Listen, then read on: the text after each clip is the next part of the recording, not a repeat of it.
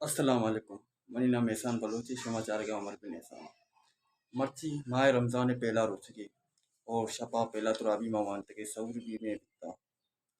बाज रहमत और बरकत वाला ही रोची और ये माँ बाज ज़बरदस्त माँ है। चूँकि यक वीडियो वायरल बिकता के रफीक बलूच है के शैतान वाला रफीक शैतानी आइए तो कभी बाज हमें अबर तो का समझो मुतासर कुते के रफीक कुती शैतान आना जो उसका चेचे कुता के यक शैतानी विषय मां तो मर्द जने विचा तलाक करें ता यक्के विषय में क्या तबलीग आचे वापा लोग लौटाइन ता यक्के विषय की मां मदरसे आचे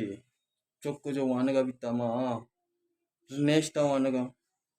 तो रफी केंडा विषय के नी में बुराई वक्त नी मां कैद भाई जो शैतान नी बंद बिया ये माया शैतान भी बंद है के माँ वो उसी के यार मारा शैताना धोखा दाता दिले तो का वसवसा पैदा होता ना ही माया शैतान बंद है रमज़ान वशी माँ और ऊंचा और मुझे पहला तो पूछे वशी इंशाल्लाह देखे वीडियो ना जरूर मिले।